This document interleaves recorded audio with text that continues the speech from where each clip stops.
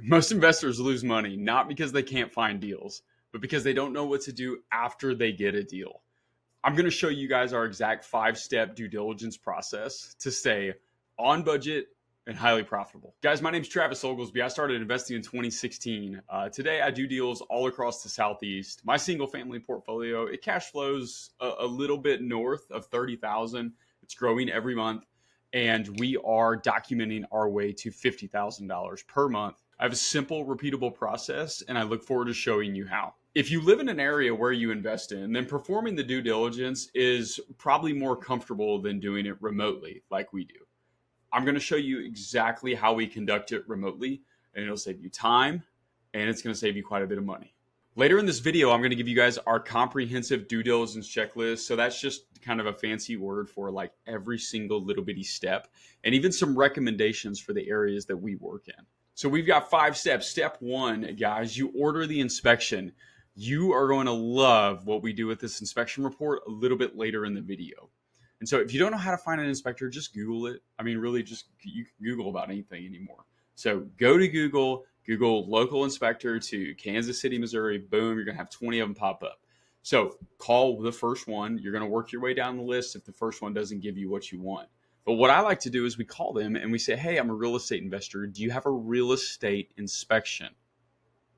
So sometimes a real estate investor inspection can be much different than that super long, homeowner inspection report, because we're not so much after that, like, oh, an outlet is hanging out. Oh, a railing or a door are loose, or a doorknob's hanging off. Those little things don't really matter to us. We're after big things: HVAC, roof, water, foundation, all of the mechanicals, plumbing, lighting, everything. And so they have these different types of inspector reports, and they look out for the main mechanicals within it, not the little bitty things. So ask them that. Typically, like from a typical homeowner's inspection report, could be $500, $550. We've got them an investor inspection from $300 to $350 most of the time. So if the first one don't have it, just move on to the second one. Keep calling them. Call at least 10. Somebody's going to have the investor report. So what do you look at when you look at the investor report? All of it.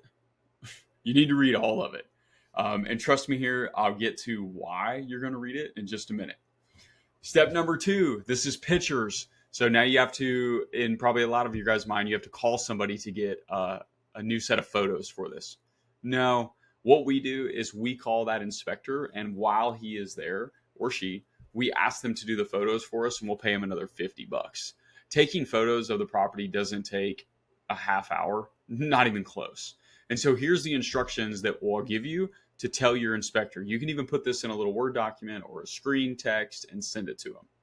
And so how to conduct the photos. So what I like to tell people is you go put your back in every corner and just take a normal photo. So all 4 corners of a room, go do that, of every single room in the house. Then go outside, take a picture of the home, and then we tell them turn around. Take a picture of the street. Do that on all 4 corners of the home. Very simple way. You get great photos every single time. Most of the iPhones today are great, Droids, whatever. It doesn't require a beautiful special camera. Step number 3 in due diligence. This is called a CMA. So what is a CMA? It stands for comparative market analysis. Where do you get a CMA? You get it from a real estate agent. And so the reason why we go get CMAs is whenever we go put a home under contract and I'm like, hey, I think it's worth about 135 to 150. So big difference there, right? But that's what it looks like to me, and we're buying it deep enough to where it makes sense. I go get this CMA from a local real estate agent because they give me the comparative market analysis, plus I get their field knowledge as well. So they're going to use the comps that have sold in the area, plus, hey, how is this area? Is it gentrifying? Is it going down? Is it going up? Are rents through the roof? Like, what is happening here? You get that with these agents. And that's what I really like about getting this. So how do you find a person that'll run a CMA? I go to the street, like let's assume it's 123 Main Street, and I go look on that whole subdivision until I find an agent that has sold a home that was similar to ours. And we call them and say, hey guys, I'm looking to flip another home. Right here, it looks like you had a bunch of success with, 125 Main Street. Can you run a CMA on me? I'm also looking for an agent. Is this something you'd be interested in selling for me? They're going to do it. and they're going to do it for free. And it's going to be awesome. So it's tough for them to say no, right? All right. So we get 2 to 3 of these guys whenever we do it. 2 to 3. All right. That's what confirms the number. If you're going to buy this thing, you're going to keep it for as long as we keep a lot of ours. You have to be very close to perfect on that CMA. Okay. Number 4. Remember how I told you guys, number 4 is renegotiate. Remember how I told you guys that we would use this inspection report later in the video and you're going to love it? It's for step 4. This is renegotiation, which means we go renegotiate with our seller. We do this on 100% of the deals that we put under contract.